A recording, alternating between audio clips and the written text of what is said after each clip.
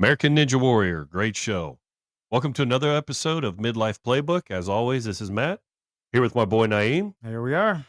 So this is episode 2 of our follow-up from last episode, talking about Naeem's journey and his story on American Ninja Warrior. Part two. Part 2. Yeah, let's Isn't see. that what I said, part 2? You said episode 2. Oh, sorry. Not to be confused It is with part 2 Yes. of the follow-up. So you're already drinking too much. It's fine. So here's what I do want to add.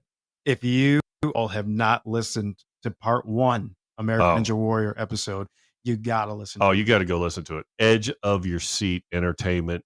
You get to hear about the show from somebody that lived it, experienced it, and was on it.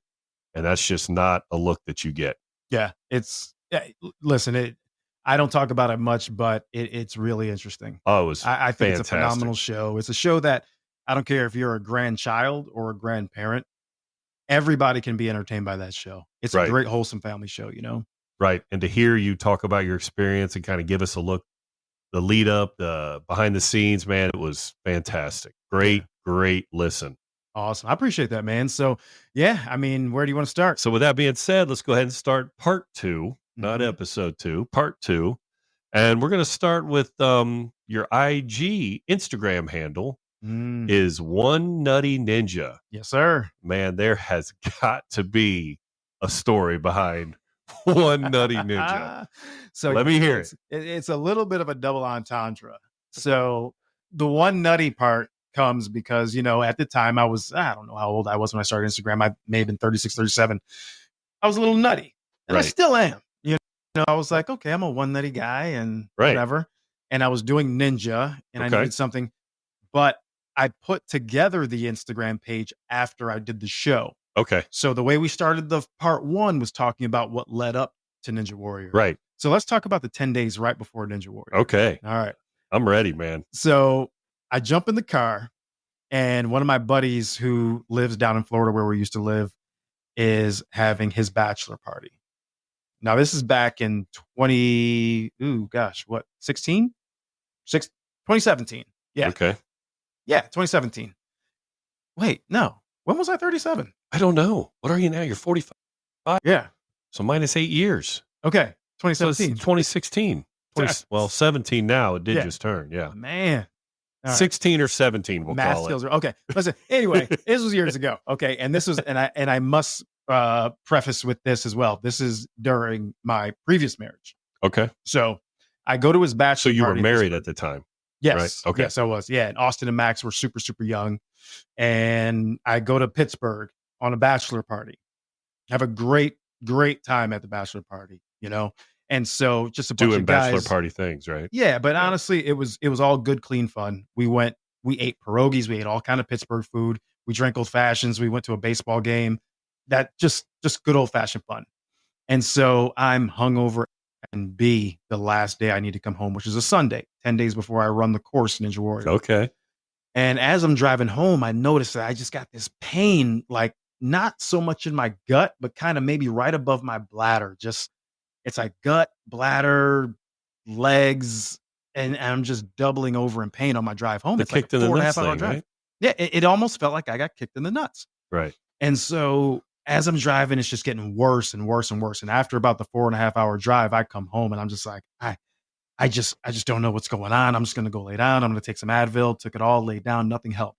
So as time goes on, eat dinner in the kitchen, literally fell to my knees. And I just said, I got to go to the emergency room. Something's really, really wrong. Right. So I hop in the car, drive myself to the emergency room. And once I get there, and here, I just got to give this background because it just helps to paint the picture. So we live in a city where people are well off. I'm not saying I was well off or anything like that. I'm not trying to put any labels on myself or anything. I think he just tried to label himself. It's fine. Gosh, I tried so hard not to. Look how rich I am. But I live in Indian Hill. Oh, yeah. Right. Hey, I went to a party in Indian Hill recently, and no, I live nothing like Indian Hill. Oh my gosh, those people. They live in a different tax bracket altogether. And so I drive myself to this emergency room in a very nice area. and I am in baggy sweatpants. I haven't shaved in 4 days. I'm a bald guy, so I Right. haven't even shaved my head in 4 days. Right. I look a mess. I probably still smell like booze from the bachelor party. I just look bad. Yeah. And I'm coming in, I'm doubled over in pain, and I'm laying down, and the people are like, well, what happened? I was like, I was at a bachelor party this weekend. I'm in tons of pain, and I just need something. So instantly they're looking at me like, this guy's shopping for pills. I don't, and the crazy thing is, I don't like painkillers. I don't want anything to do with painkillers. I just wanted you to tell me what's wrong with me and fix it. So they're kind of giving me the side eye, like, I don't know. And eventually, after about an hour of them just being skeptical, and well, it could be this, it could be this, it could be they're torsion, waiting you out to see if you're gonna be better all of a sudden, or begging for pills or something. Right. And so I'm like, I'm 37 years old. They're like, well, it's you sound like you have torsion, but you're too old for torsion, because people who get torsion are in their adolescence. Okay, so I got to know, what is torsion? Torsion. All right. So if you can imagine it, and if you got kids around, we'll try to keep this as PG as possible, but this is medical. This is medical. So in a guy's testicles, right? In your sac, you got 2 testicles, right? They're attached at the bottom of your sac by something called the gubernaculum. And if you've ever seen someone take a shade on a window, pull it down real fast, and it goes, yeah, that's essentially what happens to your testicle. Great sound effect. That was awesome. We didn't even have to use the soundboard on that one. That was just, don't, it reminds me, that brings up bad memories. Don't do that anymore. And so so the bottom detaches, but because your testicle is on a cord, yeah, it like rolls up like a lampshade. Oh, and it usually happens to guys when they're about, in their adolescence, 13 to 18 or so. And it drops a ton of bricks because it happens very, very quickly. So they were saying you were too old. Too old for it. Okay. So it can't be torsion. So they're ruling out torsion. Okay. Right. And so it also didn't happen quickly for me. It happened very slowly. Normally it's a quick thing. It's a quick, like snapping a rubber band. Yeah. And you're usually doing something athletic at the time. So like pitchers, if I'm on the mound and I throw, my fastest fastball, boom, it's just going to hit, and I'm going to hit the ground like a wall of bricks. Right. It didn't happen like that for me. Okay. So they're ruling all this out. And then they come in and say, well, did you have sex with anybody this weekend? And I said, no, I'm married. And they give me the side eye. STD. Are you sure? Because we're thinking it's an STD. Oh, boy. I'm like, please, I'm in the worst pain of my life. And I'd appreciate if you don't ask me that question again. I've already given you the answer. Right. And so they said, all right, well, what we'll do is we'll do an ultrasound of your sac, and we'll kind of try to see what's going on. So you're just balls out. And some old lady comes in and she's just like, all right, let me see. She puts the gel on there and puts the little wand out, rubbing all over. I was in the pool. Your hands are cold. Right. One of those moments. So I'm just laying there, and like even blowing across my sac hurts. Oh, like man. Everything. When I say worst pain I've ever felt in my life, worst pain ever. So at this point, somehow the lady I was married to at the time finds her way to the ER. And the doctor at the time that was overseeing me in the ER said, do you want me to call the urologist on call in? And we're talking, it's 2:00 in the morning at this point in time. And you could tell she was telling me, like, he's not going to be happy when he gets here. And I said, I don't care who you call. Someone needs to make this pain go away. I am literally about to pass out. So they're still trying to downplay your pain at this point? Still trying to not believing you fully? Not believing me. Man. The urologist shows up. He's pissed. Pissed. Right. Woke him up out of a deep slumber. And I was married to at the time, sitting there in the corner. And right in front of her, he goes, you're at a bachelor party this weekend? I said, yeah, I was. But your wife knew you were there. Your wife at the time knew. Yeah, absolutely. Well, she knew the guy that was getting married. So it wasn't a secret where you were. Totally out in the open. Right. And he's like, bachelor party, huh? He's like, did you have sex with anybody this weekend? I look at him, and then I look at the lady I was married to, and I'm like, you kidding me right now? I've already answered this question. He's like, are you sure you didn't have sex with anybody this weekend? Because I'm pretty sure what we're talking about here is an STD. Can't be torsion. You're way too old for it. I just took a real deep breath, said, I just need somebody to make this pain go away. And he looks at me and he says, well, I don't know what to do for you at this point. Do you want me just to take your testicle out? And I look at him, I said, you're the doctor. I came here so you can tell me what's wrong. So wait a minute. Yeah. He jumped straight to take your testicle out with no formal testing. No, nothing. Just hey, you want me to take it out? He was being a real jerk. Just a complete jerk. And I know it had everything to do with the way I looked at the time. And 2 in the morning, 3 in the morning. Yeah. And so not a lot of people that look like me live in that neighborhood. And so they're just like, okay, who's this guy? Right. So I'm frustrated at this point. And he says to me, all right, well, it's Sunday. I'll be in my office on Tuesday. Why don't you come to my office on Tuesday? I'll check you out. And I said, I was like, I don't know if I can wait that long. He said, all right, I'll get you in Monday. So I may be getting the dates a little wrong, but needless to say, I got into his office. Right. And when I come in, he looks at me and he's just like, all right, drop your pants. This guy grabs my testicle and starts yanking on it, trying to get it to release.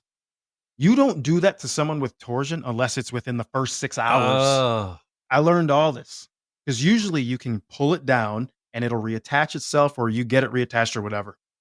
I'm 3 days in, 2 days in, 3 days in, however long it's been. That point. I'm past this point, but this guy is yanking and tugging and trying to get this thing down.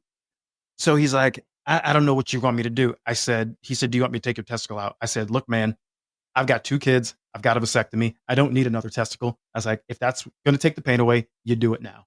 And he said, all right, I'll get you into surgery tomorrow. And I think that surgery day was 10 days before I ran Ninja Warrior. Oh, so my God. We've come a long way to get to this point, to bringing it back to Ninja Warrior, right? Right. And so I go into surgery and he's starting to be nice to me. You know, he's like, this guy's obviously in some pain. So I go into surgery, come out of surgery. So let me back this train up a little bit. Did they ever test you for an STD at any point? No, not once. Just assumptions. Just total assumptions. Didn't even test you to rule it out. No. Wow. Not even to rule it out. Nothing. Wow. Just total. Okay. Wow. Assumptions the whole way. Did not like it. So just to protect everybody's identity, I do need to say the name of the physician, but I won't use his real name. We'll call him, when we get there, I'll make up a name. Yeah, that's fine. But so we go in, I go to have surgery. I come out of my anesthesia and he wakes me up and he looks at me and he says, I don't know how you withstood the pain that I put you through in my office. He said, because your testicle wasn't twisted once, it was twisted twice. Oh my God. He said it was completely black. It was dead. Completely just in there, dead. Just in there, just twisted and dead and just causing pain. The worst pain ever. Oh my goodness. And when the anesthesia wore off, instant relief. I felt so much better. I mean, I was a new man. Right. And you know what's crazy about organs when you have 2 of them and one goes away, makes up for it. Right. I instantly felt this boost of energy. Like my one testicle wasn't producing enough testosterone that it should have been. Right. It was because dead. It thought its buddy over there who was dead was doing his job. Hey, right, but he nut, pick it up. Hey, right. Now he's like, oh, where'd Larry go? Larry ain't here no more. All right. So I guess I'll pick up the pace. Damn, Larry was a good dude too. So that's 10 days before Ninja Warrior. Man. So I am literally just had my nuts sliced open. And I got to train to run this course. Oh my goodness. And before I ran the course, I needed to drive to Nashville. Because that's where it was? No, I was just going to hang out with my buddy from Florida. Oh. Another buddy. So I'm walking around Nashville, incision up my nuts. I mean, the worst. And if you've ever had an incision from stitches and it starts to heal, very itchy. Right. So you're just itching. I'm dying. I'm literally all day dying. I don't wish that on anyone. The itch was almost worse than the pain of the actual torsion. So anyway, so fast forward, we get to leading up to Ninja Warrior. I'm trying to train. And there's a lot of hanging from things and jumping and landing. Right. So when you've got all that pressure coming down when you Stitches still in, right? Stitches are still in. And I'll never forget the very first jump I did at the gym. Everyone was like, bro, you can't be out here. You can't train right now. You just had surgery. I was like, don't worry about it. I got it. I did one lache. A lache is when you jump from one monkey bar to the other. It's probably, 3, 4, 5 foot span. I jumped, caught it, landed, stayed down for a good 2 minutes. Oh man, it was painful. It was real painful. And I just thought to myself, staples or stitches? stitches, The dissolving kind. Yeah. So had any of them started dissolving at this point, or were you still fully stitched? I don't know. Probably still fully stitched. They may have started. I mean, we're talking 8 or 9 days after so far. So, but anyway, you know what I did? I said, you know what? We're going to get to a point.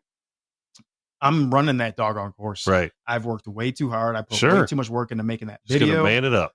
Just got to man it up. So I popped like 800 ibuprofen. Oh. And got out there and ran the course better than all 3 of my runs. Cleveland was my best run out of. Is that one of the ones you made at the TV too? That's the one I made the most. The most TV time was the one I had. So that's the episode I saw. That is the episode. So during that, you're stitched up in a lot of pain, and just smiling and going. But you know what? There was so much adrenaline and excitement flowing. Right. I really didn't feel anything going on down there. And then when I finally hit the water, that was 38 degrees. I was like, oh, there it is. Actually, doesn't feel so bad. Right. It's fine. And but the water was cold. That's the history of the IG One Nutty Ninja. And that is the other side, the other entendre of One Nutty Ninja. And that's when I created the IG account. I said, this is the perfect name. And that it's been that ever since. That's an incredible story. In the 4 years I've known you, I think it's 4 years, 4.5, whatever it is. Yeah. I've always known you had that name and never knew what it was. Well, I never knew the story. I knew you had one testicle. I just never knew what happened and why. And I never asked. I don't know. That's not a question you ask. Right. But I laugh about it. I joke about it all the time. Right. Because now I do. Yeah. Yeah. To me, it's an interesting story. Because that's a fantastic story. Even when you're trying out for Ninja Warrior and you're doing all the behind the scenes, you're doing the B-roll, you're doing the photo shoots, you're doing all the extra video stuff, all the interviews that everyone does that. What does the day of look like? Like how long is it? How long are you taping for? It's a really long day. So are you there the whole time or are you just during your one run? You're there from the beginning. Well, so there are people that run the course at 3, 4, 5 o'clock in the morning. Those people are asleep during the day. Right. They're coming in later. They're coming in later. Yeah. I think your call time for those runs is like 11 o'clock. Okay. And then you're hanging around until your number's called. My call time was always early because I had the kids with me, which was usually, I think, so they worked with you on that. Oh, yeah. Totally worked with you on that. Yeah. That's great. If you have kids, they want you to get your run over with. So and then you're able to go home. Are you done? Well, you usually stay in a hotel because there's a night. Well, that's what I mean. But you leave the course and go back to your hotel. Some people do. Some of the youngsters hang around and cheer people on all night. But if you qualify, then you've got to go sit in the qualifier circle. Oh, and you've got to sit there all night until somebody kicks you out, or you move on. You move on. So you could be if you run at 9 o'clock at night. If you kill it in that qualifier circle till 6 a.m, you might be there for a while, and you can't go anywhere. Yeah. So I mean, it's so interesting to see the behind the scenes of it, how that show is all created, because it's incredible. And a lot of times in the interviews, that show is all about overcoming things. Because, not everyone, but a lot of the people they feature on the show, they do a story. Right. Everybody has a story. Everybody's got a story of a challenge they overcame. Man. And I kept telling that story of how I was almost, physically not able to run this course because of an emergency surgery 10 days prior. And I told that story in interviews over and over and over again. It never made it to air because I don't think it was PG enough for the show. Right. But the inspiration. Yeah, it's there. And so, if you can overcome something like that, there's a lot of things where mentally, sometimes we just got to pull up our bootstraps and go. You know what I mean? That is a great story of overcoming an obstacle that would have put a lot of people down and be like, you know what, I can't, there's too much pain, I just can't do it. Yeah. So that's a great story, the mental fortitude it takes to see your goal to the end, whatever that is. Yeah, I appreciate that, man. You were going to do your run and it was going to be, I'm either going to do great or I'm going to do bad, but guess what, at the end of that run, you didn't care how you I was getting my ass out there. I did it. You were doing it. And at the end of that run, you're just like, man, Was there that moment of looking back after that run and you're like, what just happened? Yeah, totally. You know what I mean? Was. Like, yeah. Especially, I would say on night 2 when they open up the back half of the course for the qualifiers for the city finals round. Right. I was like, how am I even here right now? Right. Like I'm not supposed to be physically able to do this. And to get as far as I did, it was just like a mental, just like, wow. And I don't know, some people are spiritual, some people aren't. Right. But I was like, there's only a couple things that got me here. It was God, number one. Okay. Mental fortitude. Yes. And I had a great support system. Yeah. So that was one of our other episodes. Yeah. But that is an incredible just story of determination, man. And that takes some cojones, or maybe just one. Yeah. Oh, one of my customers, I got to put this in because one of my customers, he actually told me about this today. He's like, oh, remember when you were going through all that? He's a big Star Wars fan. And he said, remember I nicknamed you Obi-Wan Cajone? Oh my! I was like, come on, man. Get out of here. Well, look, man, that was a great story to hear the first part of it, to hear kind of what it looks like, and then to hear the story, the inspiration behind it. Yeah. A story you don't know. You never know what anybody's going through. That's incredibly inspiring, incredibly like just determination, right? Head down, I'm getting it done.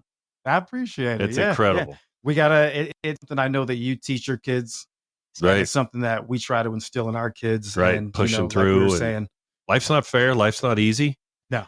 And sometimes it's about more than just that moment. Yeah. And look to your support system. I mean, when I was going through that, man, my mom and my sisters were incredible. That's absolutely awesome. Incredible. That's great. So, if you find yourself having trouble getting through something, turn to a higher power, turn to family, turn to friends. Right. And you'll get that kick you need. It's there. That's awesome, man. Great story. I think we're going to wrap it up with that. So thanks for listening, everybody. And we'll get back at you soon. Thanks, guys. See you.